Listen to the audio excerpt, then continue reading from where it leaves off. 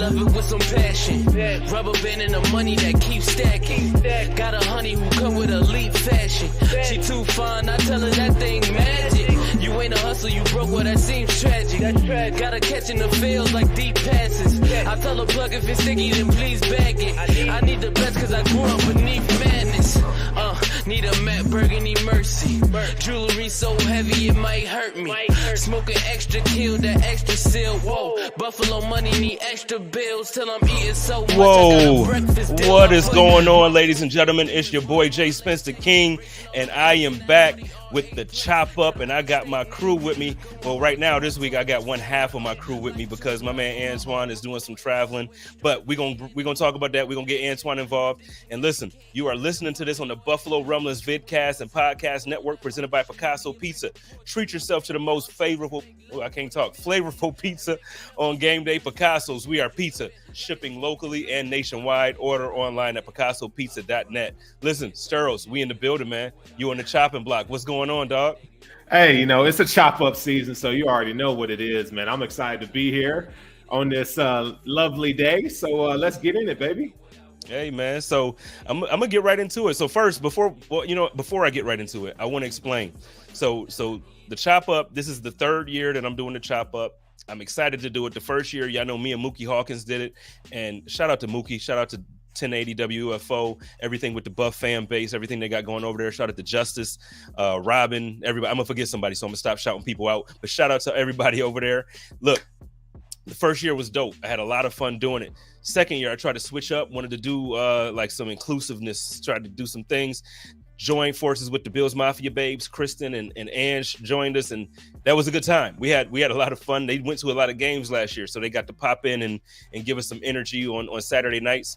Dope. This year, I'm trying to get a little bit more involved in a lot more things than just Buffalo Bills football. So one of the things that I thought about was to have a show where we talked football, but we could talk music, and we could talk basketball, and we could talk movies, and we could talk whatever we wanted to talk. And I feel like the chop up is the perfect place to do it because we're gonna chop it up. So when I have my guys on the chopping block, you know what that means. So tonight, my man Sturros is on it. He's the first one up on the chopping block. Antwan Staley is going to be joining us. Typically tonight he won't be joining us, but typically he's going to be on the chopping block too.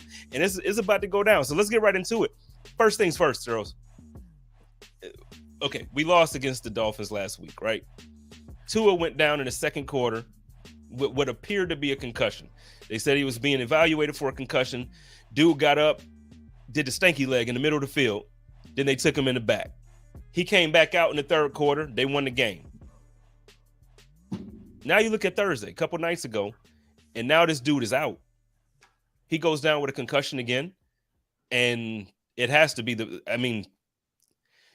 somebody has to be responsible for this. You don't get 2 concussions in 5 days if things were okay. You get what I'm saying? Like something was wrong. What's your thoughts on this? How do you look at just spill it out? Give it to me. Yeah, Pause. I mean, if we're just being honest, I mean, I really do think that the Dolphins, they have now failed Tua and his family. Mm-hmm. You know what I'm saying? We're not crazy. Like people act like, fans that we're stupid and crazy. Like, we play sports, Spence. We know what it looks like when someone has a concussion. A back injury doesn't make you wobble like that. So for them to clear him and then trot him out there, and the crazy thing is the hit didn't even look like it was that hard, but because he already had a concussion, it just like that. And to see his hands fold like that, man, is so sad. They need to be reprimanded big time. Loss of draft picks.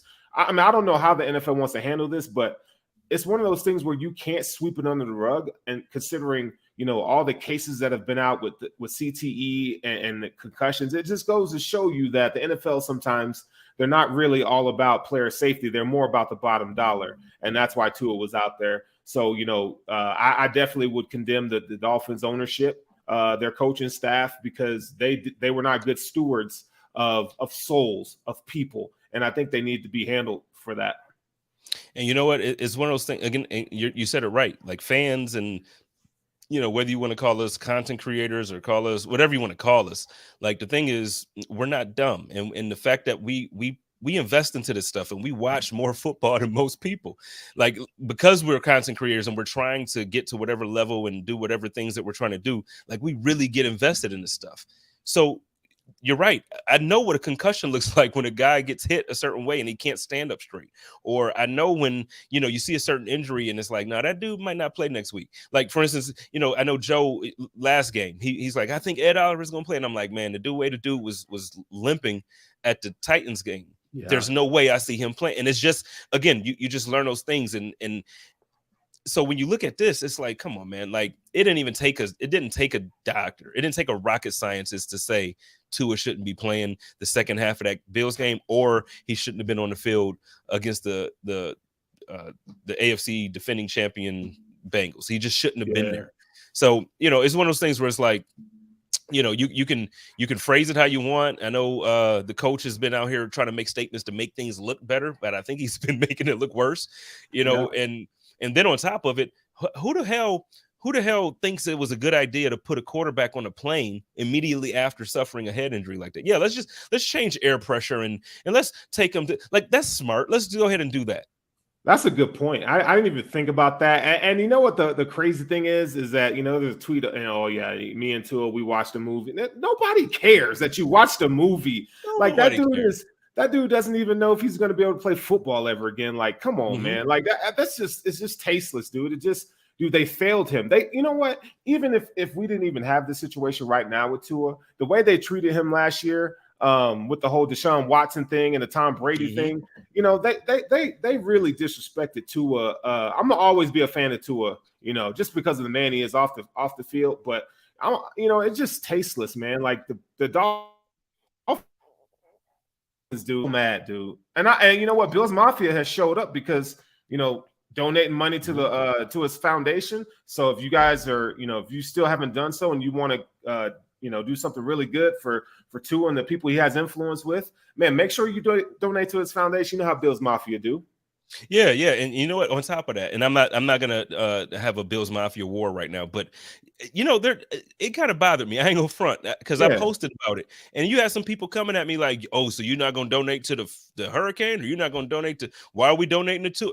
Because I want to donate to Tua. Like, it's something that I feel like it's something I feel led to do, and trust me, you know me. I don't have to say this, but I mean, like, I donate to several things. Like, my hands are on a lot of things, and it's like I don't post stuff to flex. So like, there's a lot of things that my hands are on, and people I'm trying to work with, and organizations I'm helping, and you would never know it because I'm just not that person to feel like I have to blast everything. Do what you feel led to do, but let's stop the gatekeeping on everything. Like, stop gatekeeping on telling people what they can spend their money on. Don't count my pockets. You know what I'm saying?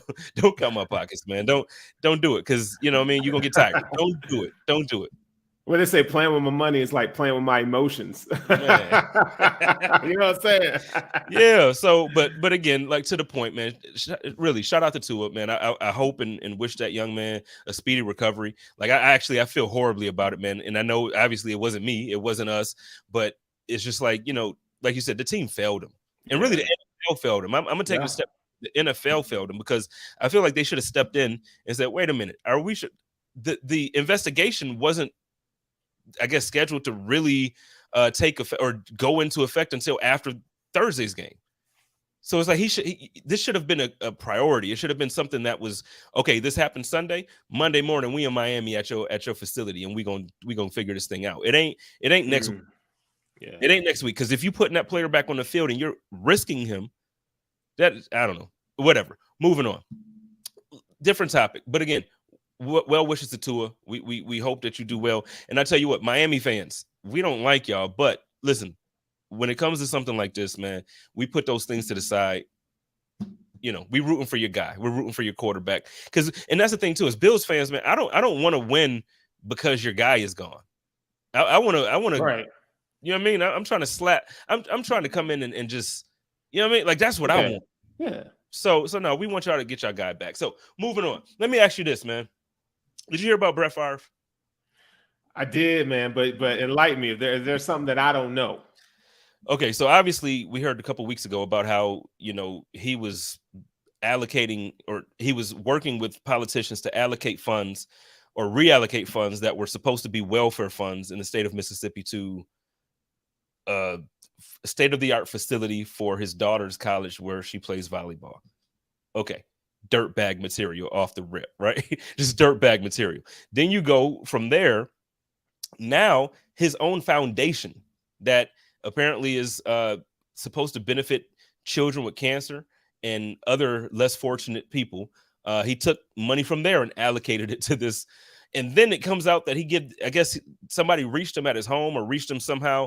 It isn't athletic. So I trust it. I know it's real.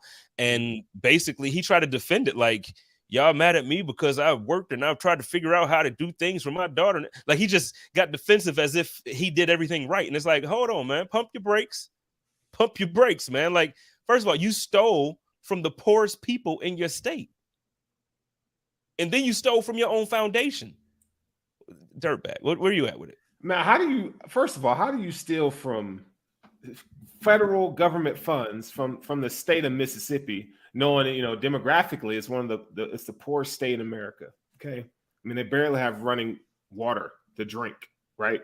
Then you go and you do this, like your own you're taking money from your own foundation. Like how sleazy do you have to be? And it's sad because Brett Favre ain't the only one that'd be doing this. If this was an African-American male or woman, it'd be a whole different story, man. But it's sad because this is the place that we are in America, right? It's just sad, regardless of race, but that he would do this. And so, I told you this, but like when I was 8-9 years old, Reggie White, defensive end for the Eagles or for the Packers back in the day, and he had a football camp every single year, and I met Brett Favre at one of them. And these are your idols, man. These are football titans, legends, man. And just to have him out there throwing football with all these inner city kids, man, and just thinking like, dude, you are part of the reason why inner city struggle because of we lack resources. Or when me and you are hanging out on the east side of Buffalo, and we just talk about we're in awe of how bad it is in terms of lack of resources. It's people like that. And you know what? I'm sorry to cut you. I thought you were done there. So everybody listening to this and watching. So when Sterling and I we got together when the Bills home opener happened and Tennessee came to Buffalo, we both got in early. We were there Wednesday. So Thursday morning, Sterling was like, yo, I want to go see Tops. Now, everybody knows my connection to everything that happened. It was a rough moment for me, but Sterling went. My brother was by my side. It was a rough morning. But on top, the thing was, outside of going to Tops, I drove him around the east side. I drove him around where I grew up. I drove him around the areas surrounding Tops. I took him around Bailey and Genesee and Bailey and Killington and Bailey and Delavan. And like just not just Bailey, but Jefferson and Ferry and like just everywhere that is just everywhere And the thing is, then I go back and I rewind and I showed him the presser from after the shooting when Mayor Byron Brown got on there and was talking about, the inner city is not, we're not loved on and this, that, and the third. And it's like, man, you've been mayor for 15, 16 years, man. Do something. And this is the stuff we're talking about. So when you do have the allocated money, you have the funds going where they're supposed to go. And then you have guys like Brett Favre who obviously knew he was doing something wrong. Like in the text messages, if I say to you, yo, Sterles, man, don't tell like, hey, I hope they don't find this out. You already know that you're in the wrong. So so typically, hey, everybody on this show on Chop Up this year, we're gonna be using a lot of hip hop analogies. We're gonna use some music analogies, movie analogies, and so really, I'm giving free reign for everybody to do what they want. But my analogy is typically gonna be hip hop. I'm using that Blueprint 2, like the record Blueprint 2 on that album. When Jay-Z said, "When the grass is cut, the snakes are show." Gotta thank the little homie Nas for that though. For saving me the hassle of speaking to half of these. I ain't gonna do the whole verse, but when the grass is cut, you get to see all of these snakes for who they are. And the thing is, there's been time after time after time that Brett Favre has shown us who he is, but we just loved him so much because he's Brett Favre. Yeah. I don't know if this one is gonna be the one that I don't know if I feel he can come back from this one.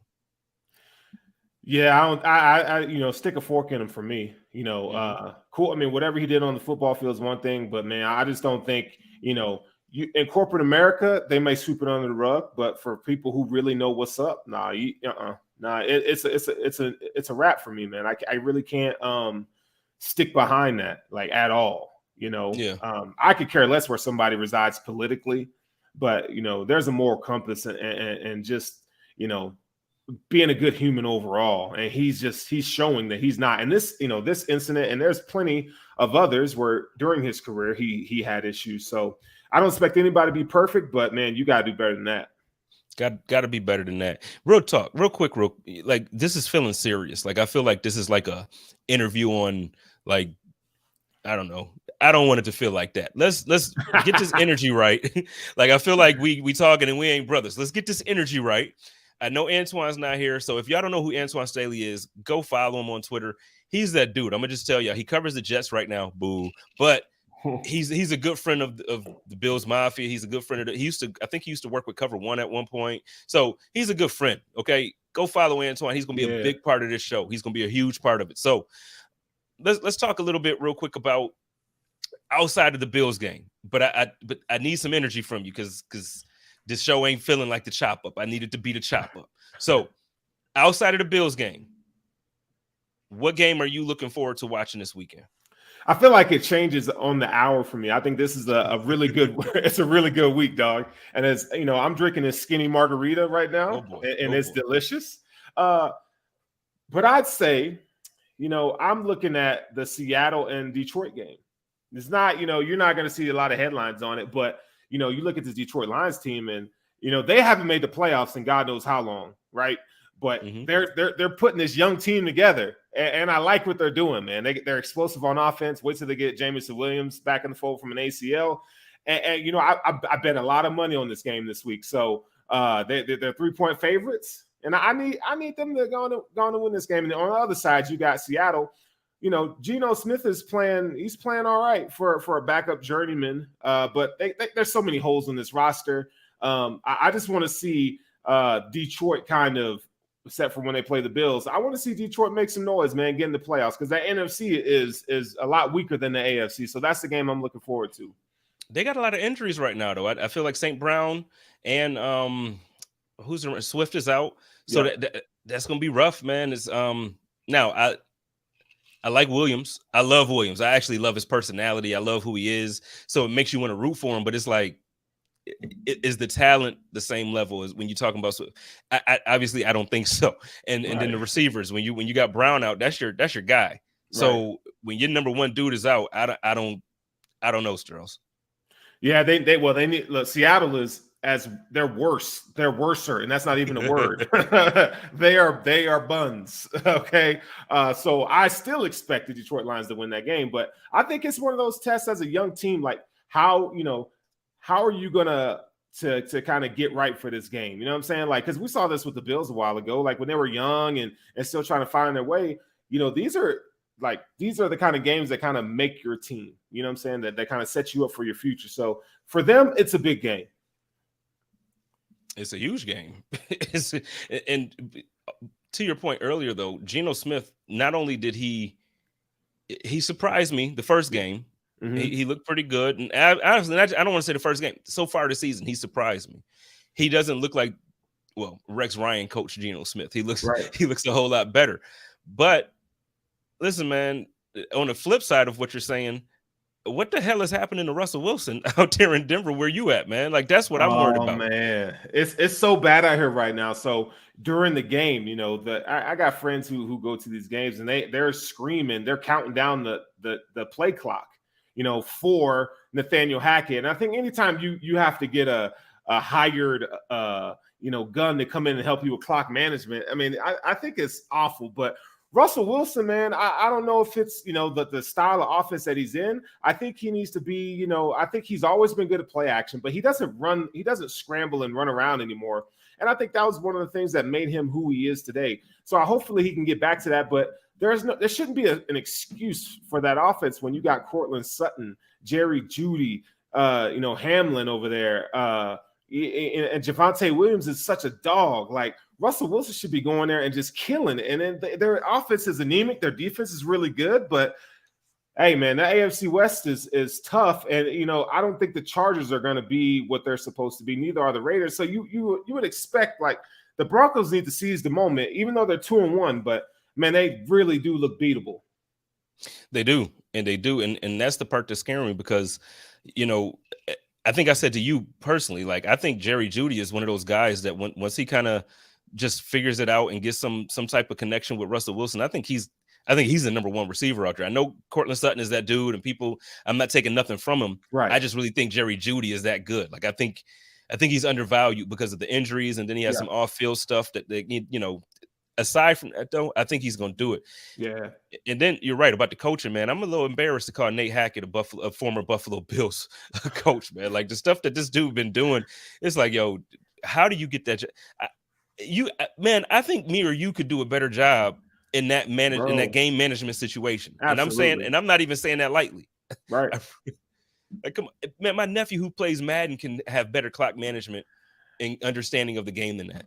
Don't you think that's like coaching 101? Like he's been around coaches for so long. Like that. I mean, is it that he's not a pressure player? Like what? There has to be a reason as to why he is continually failing in these moments. Like we look at the coach for the Chiefs, right? And you look at McDermott. They struggle with clock management to an extent, but not this bad. Not this bad. And then their mishaps happen in the playoffs mostly, right? And I get the pressure and so forth, but like, bro, you need to have this sorted out. And you had Aaron Rodgers, right? So it's like you got an experienced quarterback. Like you should be talking about this in your game planning. And for you to just come out here and shit the bed like that, it's cause for concern, man. You know what though? I'm gonna give him the blame and the credit for that, but you know what? I'm also I'm not gonna let Russell Wilson just get away with this because here's the thing. I think a lot of people are looking at Nate Hackett, and they're right to look at Nate Hackett. He's the coach, but he's a first-time head coach, and I think, and I could be wrong with this, but I don't believe that I am. When you have a quarterback with the experience of Russell Wilson, you're gonna lean on him a little bit. Here's my thing. Russell Wilson needs to be a little bit more aggressive and not as passive as he is as a human being. Ain't no way in hell Josh Allen is going to let Sean McDermott kick a 64-yard field goal or 63-yard field goal on 4th and 5 to win the game. No, Josh is like, like he's literally just wait. Matter, I think his thing is this now. Not in the screen. He just does this, like, come on, keep it going. Josh is there. Ain't no way in hell Josh is gonna let Sean McDermott do that. And we're talking about a Super Bowl winning quarterback too. We're talking about a Super Bowl winning quarterback and made it another time. Yeah. No. So to me, at this point, I get it, Russ. You got Sierra. Let's ride. I get it. But at some point, let's ride. Broncos country. Broncos nation. Is it nation or country? Broncos country. Broncos country. So, let's ride. Oh man, that's Broncos so country. cheap. Let's ride. Broncos country. Let's ride. It's like, why did you do it like this? The corniest. This is the same dude that comes out. He during training camp, he practiced coming out of the tunnel, high-fiving people that weren't there. Like, bro, come on. And then back you gotta visualize it, man. No, you gotta visualize that shit, bro. Right? Every step. Come on, dog. Like visualize it. That's so trash. And then, you know what? And because we talk about we talk about hip hop, if your name is Nate, okay, Nate Dogg is one of our dudes. Like your name is Nathaniel. Until you get your shit right, then we'll call you Nate. You are Nathaniel, sir. He ain't even Nate. That boy's Nathaniel until further notice. That's right. Until further notice, you is Nathaniel, my G. Yes, I'm with you. And like I said, I'm embarrassed to call him a former Bills coach. I was proud that he got the job. I'm like, yeah, Nate. I'm rooting for. Nah. You Nathaniel Hackett, bro. Nathaniel Hackett. Nathaniel, bro. But let's go to another team in that division. I think the Raiders are the most disappointing team in the league, not just because they're 0-3. Not because they're 0-3. That's disappointing as hell. As hell. But not because they're 0-3. I think the biggest disappointment is all the moves they made. You just expected them first of all, offense. There's no way they should have a game that they don't score 30 points. Preach. Like for real. Like you have, he's not the best running back, but you have a good running back. You have a top 5 tight end. You have probably 2 top 5 route runners in the league. You got the best wide receiver in the league. You got, I mean, I can keep going. Then you on defense, you go and you bring in Chandler Jones from Arizona. And I just don't get it, man. Like, you make all of these moves and then you start off like this. You shit in the bed this early in the season, and you think starting off 0-3, you can come back from that? Not in that division. Nope, it's a wrap. And you know what though? It's over. Josh McDaniels is trash too. Let's just, right. Hey, every time that the Raiders lose a game, the people in Indianapolis are laughing their ass off because he was supposed to go there. Remember that? And he turned them down at the last second. Yep. Like, yo, him and Brett Favre were buddies. Y'all some. Boy, if I can say what I want to say on this show, but I can't. You can't do it. You know me well enough that you know what I would say. Don't do it. But the thing, you're right though. Like, it's like he was trash the first time he got this situation, and he's trash again now. And it's like, look, sometimes we have to admit that somebody is who they thought we were. Like, he showed us who he was. And yes, he is who we thought he was. Like, he's not a good coach. He's a guy that can coach under Bill Belichick and do whatever Bill Belichick tells him to do, and it works because they had Tom Brady. Yep. I don't know what's happening, man. They need to figure that out. That is not cool. I was waiting for you to get your Dennis Green on. That epic I was close. I was close, but it's embarrassing. It's embarrassing. So one more, and I'm not going to talk about the Chiefs because we got the Chiefs coming up in a couple of weeks, so we can really dive into that when we got them coming. But the Chargers, why the hell was Justin Herbert on the field so long last week? Man, I give him the benefit of the doubt. I would say it sounds like Justin Herbert probably he wanted to continue to play. But if you're the head coach, I don't know. But Mike Tomlin was on pivot with I saw Brian Clark, and basically he said if you were my kid, this wouldn't even be an issue. We wouldn't even be having this conversation because the first time we took you to Denver, you almost died. And so if a head coach, and this is why Mike Tomlin is one of the greatest coaches alive or ever, if you ask me, I love Mike Tomlin. Just the leader he is, So you would think that standard should be applied to your franchise quarterback. And Ryan Clark was just, not saying he diminished his value, but we're talking about a franchise quarterback here in Justin Herbert. Why is he still in the game when you lose 38-10? Like, let that man rest and put the backup in. Like, it's. You know what, man? I don't know if it's these teams are just so wanting to win that they just don't care. Tua, Justin Herbert, take care of your people, man. Life is about relationships, bro. Nate Hackett and him need to switch positions then because Nathaniel. You're right, Nathaniel Hackett. Nathaniel. He should have switched positions though, because he would have at least, look. I don't know. These coaches, man, they messing up the church's money, and I don't understand it. I don't understand it, man. I don't get it. Now, let's move on. Yo, the Jets are playing the Steelers. Yeah. Let's go to our division for a second. The Jets are playing the Steelers. We already know Miami lost, so they're 2-1, 3-1. We're about to be 3-1. We're going to talk about that in a second, too. But let's talk about these Jets going up against the Steelers. They're going up against my dog, Mitch Trubisky, and my other dog, Levi Wallace, man. So how are you looking at that matchup?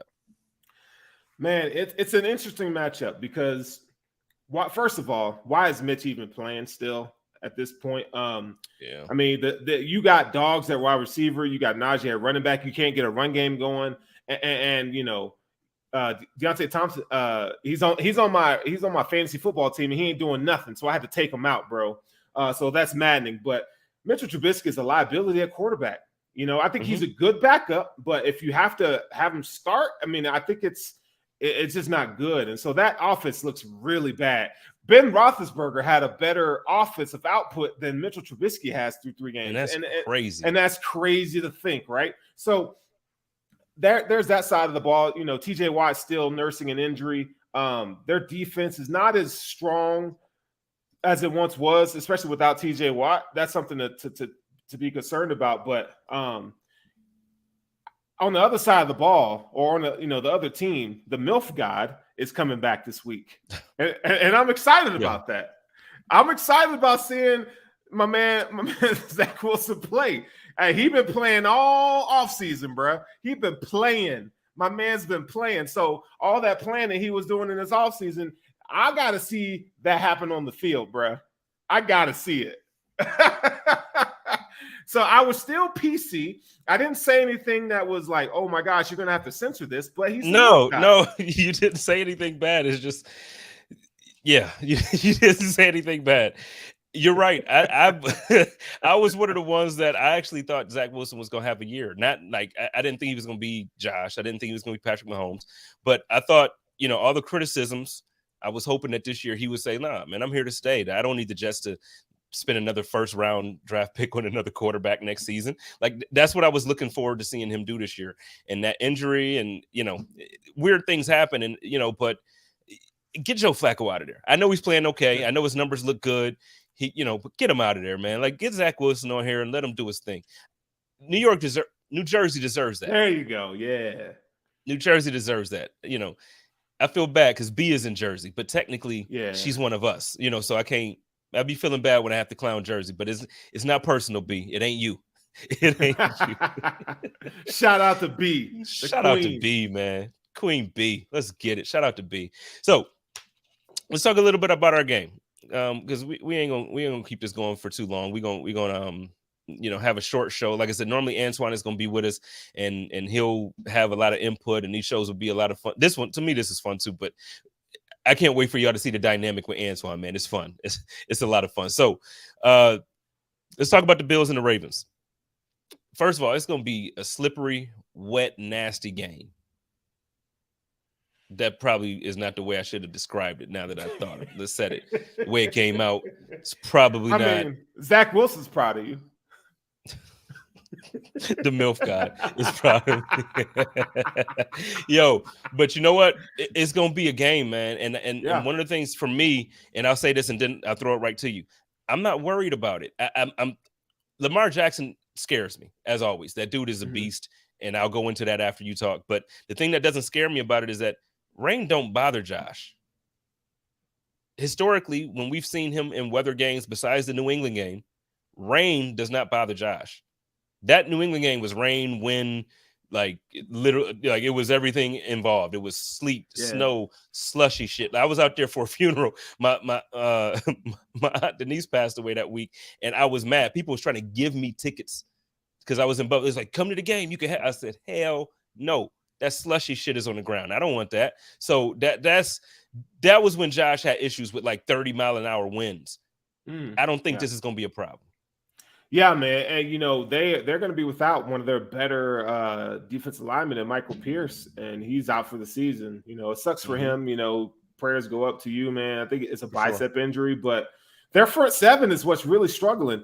On paper, statistically, this is the worst defense in the NFL. Now, we know that they're going to get right, through the course of the year. But, Mike McDonald he was Michigan's defensive coordinator last year. Now he's with the Ravens. And so he's getting his feet wet as a first-time defensive coordinator.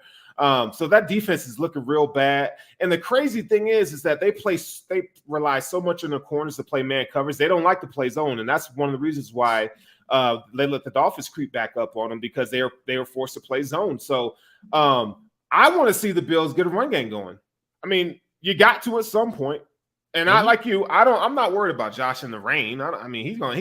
Josh gonna be Josh. He gonna get his, and he's gonna be mad because the Bills lost last week, right? So him missing that pass to McKenzie, he was tired. Like, everybody needs to get off. Oh, Josh can't make clutch throws. Man, get out of here. But it's gonna be a good game. I love Lamar Jackson. I hope Lamar Jackson gets every dollar possible humanly in the NFL. Make him the richest player to ever walk. You want a fully guaranteed?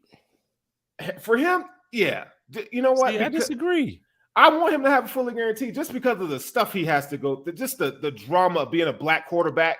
Like, I just want him to win so bad, man. It just means more to the culture. You know what I'm saying? I feel you. I want him to win, but it's like fully guaranteed. So I feel like in one way, I feel like just because, and this is gonna sound bad when I say it, because I'm not a Lamar hater at all. Like, if anybody listens to the Code of Conduct, if y'all have listened to me over the course of the last 2.5 years, I am a Lamar. Oh, for sure. I love Lamar. Like, so we talk about him. I already know. Yeah, like this is no hate. I feel like just because the Cleveland Browns made a stupid ass decision, it don't mean that the Ravens need to, and for instance, again, this is no hate. Josh Allen to me is a better quarterback. He is. I'm not saying it like Lamar Jackson isn't a valuable quarterback. I think the value that Lamar needs to be looking at is around the Josh. I get that Deshaun Watson got it. I get it. The Browns were desperate. The Browns are a ridiculous organization, and they are the Browns. The Ravens are a championship organization. They do things right. Maybe not always, like with certain things, with the Ray Lewis thing, people talk about or whatever. But when it comes to like now and recently, the history that they have there with this head coach and with this front office, they are a winning organization and they're respected. Right. They're doing the right thing. And what they've offered is just not been fully guaranteed, but they've offered some pretty decent from the numbers I've seen. And I think those numbers fit. I understand where you're coming from, where it's like, nah, man, as a black man, get that man his back. Okay. From that perspective, put it in the bag, give it to him, let it go. But I don't know. If I was the GM, I got a question for you. So let's say Lamar Jackson makes it to the AFC Championship game. They lose. Do you think he's worthy of that fully guaranteed then? Because I think the reason why he hasn't gotten that contract probably because he's only won one playoff game. Josh made it to the AFC Championship and lost against the Kansas City Chiefs, and he didn't get a fully guaranteed contract. Yeah, but we're talking about the Ravens. I'm talking about but I'm saying like Josh has more rushing touchdowns than Lamar Jackson. Mm-hmm. Not as many yards, but more rushing touchdowns, more passing touchdowns, more passing yards. He's more efficient. He has a higher passer rating. So what I'm saying is like, no, and that's not dissing. Lamar is better than, in my opinion, 90% of the quarterbacks in the league. I love Lamar Jackson, but no, like Josh, you're talking about a mistake that the Browns made because they were desperate. Nah, I just can't get behind it, man. Yeah, it sucks because, if the Browns wouldn't have made that mistake and gave Watson that money, I just wish it was Lamar who got it instead of Watson. Facts. You know what I'm saying? Facts. That's kind of where I'm coming from, because I think no matter what, and I believe in second chances. I believe in people, getting right, for whatever, get right with God or whatever they worship and stuff like that. But, I just want to see guys like that win. Not Deshaun. Yeah. Deshaun messed up, but I want to see Lamar Jackson win, man. I think it would do a lot for guys like Randall Cunningham and Dante Culpepper and some of these, a lot of Doug Williams, man. Like these are guys that paved the way for Lamar Jackson to walk today. You know what I'm saying? So I just wish that he, whatever contract he agrees to, man, I just hope it's good for him and his family. And, he could continue to be a great quarterback. Get that dude generational wealth, man. Like, for real. Get that man generational. Yeah. He deserves that. Now, one point that you said, you wish he would have got it over Watson. Now, that is a different conversation. Yes. Yeah. If you're going to ask me which two, like out of the two, which one gets the fully guaranteed, 10 times out of 10, sign me up for Lamar Jackson getting that over Deshaun Watson. I don't think Deshaun Watson needs to be in the damn league. I think, again, I know what people are going to say. He was – okay, however you want to view what the justice system is, I understand what money does, and I understand what fame and notoriety does for certain things. And then I also understand how money plays a part in getting certain people to be like, all right, you know what, I'm going to chill. This ain't even worth it. So I understand how the whole thing works. But you're not going to make me believe, and we don't have to go down the Deshaun Watson thing. What I'm saying is he shouldn't be in the league. Yeah. And I think Lamar Jackson absolutely – for what he's done for Baltimore, for what he's done for the team, what he's done for the city, what he's done for Louisville. Go to college. Go to his college and ask those people around there who Lamar Jackson is. Yep. He deserves his bag. Yeah, he deserves his bag. So that's why I said at the top, this is no hate for Lamar when I say no fully guaranteed. I think he deserves his bag, but I'm just not the kind of, and maybe that's just where the league is going, obviously. Like, they're making so much money at these positions now. So maybe it will just be a fully guaranteed thing going forward for these quarterbacks. And that's going to be a scary thing, man. Like, it's a scary thing. You pay these guys. And then people like Lamar, he's playing well. He's 10 touchdowns to 2 interceptions right now. Right. At home, he has like 142 passer rating. Like, at home, 3 touchdowns, 0 interceptions. You know what I mean? Dynamite against the blitz. Like, he's killing the blitz. He was 21 of 29. You know what I mean? Like, so at home, he's on it. He's on it. But you can't, I don't know. So fully guaranteed for a cat that runs a lot that can very easily get hurt. I got one more for you. So look at Tua's situation. He hasn't got a chance to get his second contract yet. So, like, if I'm Lamar Jackson, I'm like, yo, like, I got to get that fully guaranteed contract. I want that. You know what I'm saying? If I was in this place, I would because you know a lot of these teams now. I guess it depends on the owners, but they're not looking after these guys, man. Now the Ravens are a great organization, and I know that they probably don't think this way, but as a player, you gotta protect your best interests. Yeah, no, and I agree with you. And first of all, get that man his bag. You know what I'm saying? Get that man his bag. I agree with you. It's just, I guess for me, before I even say that, I'm always on the side of the players. I'm not on the side of the owners. So like when these guys, for instance, Jordan Poyer, pay my dog. Yeah. Pay my dog, man. Like quit playing and pay. That ain't what we talking about, but pay him. You know what I'm saying? So it's not about, I'm not taking the side of billionaires over millionaires and then millionaires over thousandaires and us. You know, I'm not doing that. But what I'm saying is, when you're talking about team building and structuring contracts and knowing the type of talent you can put around Lamar, I already feel like the team hasn't put the right type of talent around him. He doesn't have a Stephon Diggs to throw to. He doesn't have, he has a Mark Andrews, but he does not have a Diggs and Gabriel Davis and Dawson Knox together. He doesn't have a James Cook coming out the backfield because right now he's dealing with Dobbins coming back from injury. He's not even 100%. Right. He's dealing with Justice Hill, which is, he looks respectable right now, but nobody expected Justice Hill to be like a stud. You know what I mean? Like, so they're depending on guys to outperform their draft or whatever. They're depending on these guys. No, man, get Lamar some talent. Yeah, and you know what, and we'll talk about Lamar, but you know, I know you're close with Jordan, man, and you know, tell him that on the chop up, we're gonna start a little campaign, re-up 21.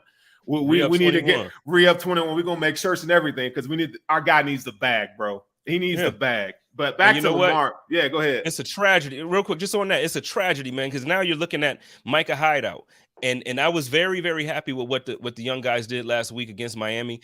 Tua only threw for 2-something. Like I know Dolphins fans won, they're excited. They didn't explode. They didn't explode. Right. Our defense still looks good.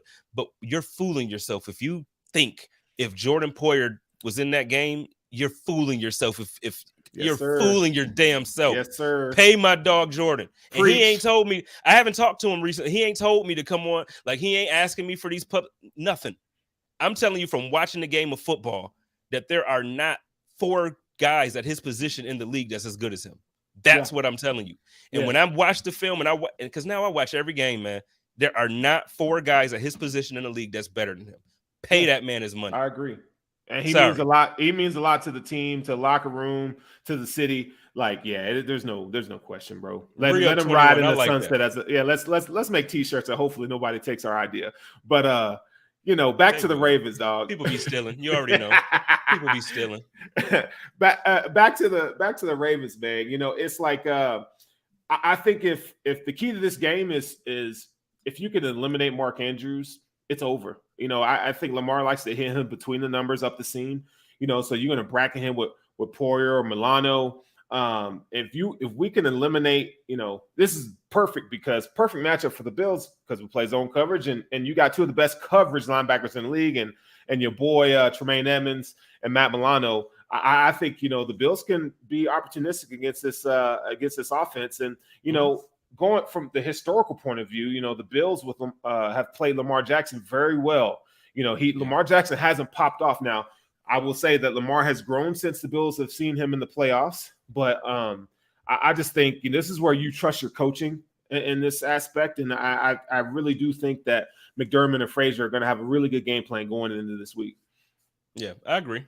I think I got the Bills, you know, I got the Bills taking it. And I mean, I'm not saying it's going to be a blowout by any means, but I also don't think it's something that is going to be a nail biter at the end where we're like, you know, kicking a field goal with 20 seconds left. I don't think that's happening. I think the Bills are going to win this game and it's going to be ours. So where are you at with it? How do you think this game ends?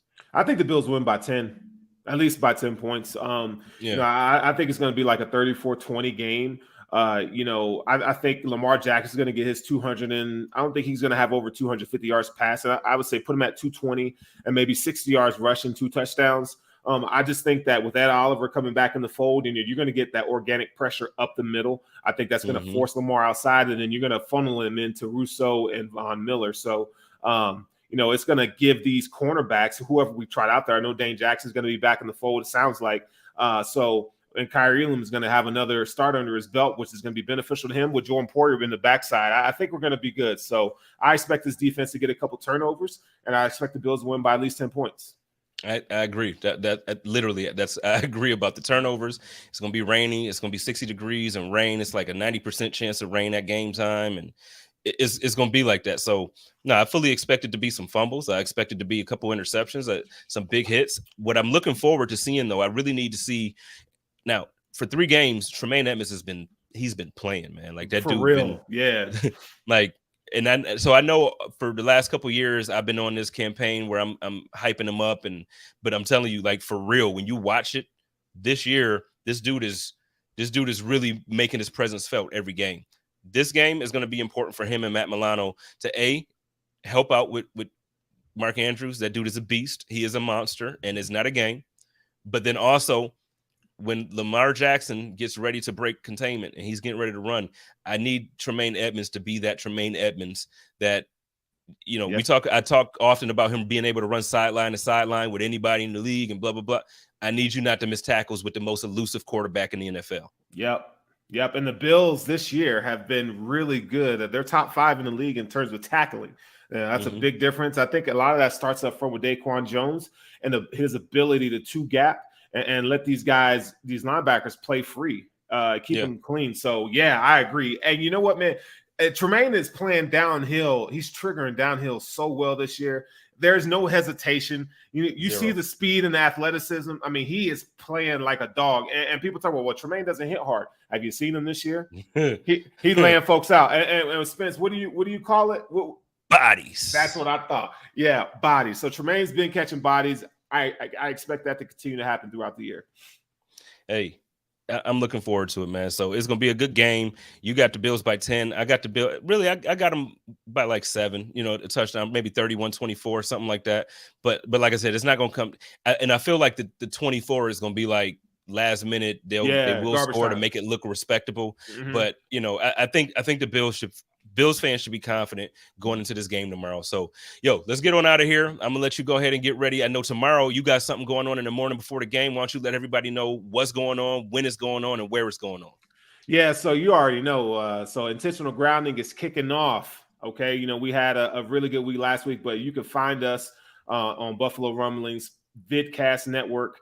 We're talking, 11 a.m. Eastern Standard Time is when I'll be doing my thing. So, I'm gonna be talking about, the keys to the game, what to expect, and we're just gonna chop it up, man. All right, and then real quick, let everybody know where they can find you and all your content, like just on socials and stuff. Yeah, at Furrowh Sterling, and I have written content available at BuffaloRumblings.com as well. All right, and then, ladies and gentlemen, like I said, my man Antwan wasn't here to join us this time. Please go on Twitter and find him, Antwan Staley, or at Antwan Staley. He is the Jets reporter and columnist for the New York Daily News.